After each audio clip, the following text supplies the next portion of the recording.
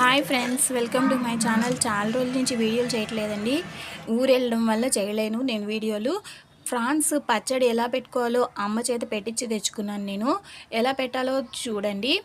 చాలా easy process అండి. చాలా టేస్టీగా ఉంటుంది. మనకి ఎప్పుడన్నా వెజిటేబుల్స్ కర్రీస్ తినబుద్ధి కానప్పుడు మనం ఇలా ఫ్రాన్స్ పికిల్ పెట్టుకుని పక్కన పెట్టుకున్నామంటే మనం మంచిగా ఫ్రాన్స్ పికిల్ వేసుకుని కొంచెం వేడి వేడి అన్నం ఈ చలికాలంలో తింటే చాలా బాగుంటుందండి.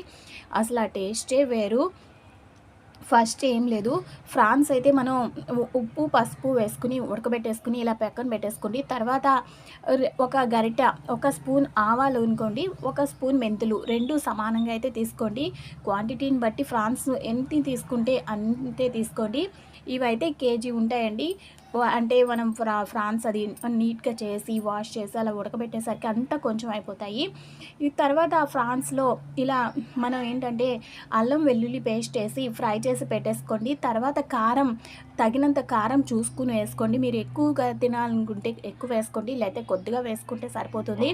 సరిపడా చూసుకుని కారం వేసుకున్నాక ఆయిల్లో ఇలా తగినంత ఆయిల్ వేసుకుని మరగబెట్టుకొని తర్వాత ఆవపిండి, ఇలా ఏంటంటే ఆవాలు మెంతులు మనం మిక్సీ జార్ పెట్టుకున్నాం కదా, ఆ పౌడర్ అయితే కొద్దిగా వేసి కలిపేసేయండి.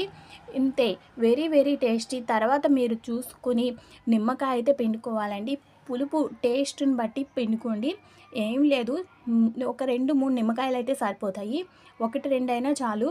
నేనైతే ఒక్క నిమ్మకాయనే వేయించుకున్నాను. తర్వాత చూసుకుని వేసుకుందామని. తగినంత సాల్ట్ అయితే వేసుకోండి, మర్చిపోవద్దు.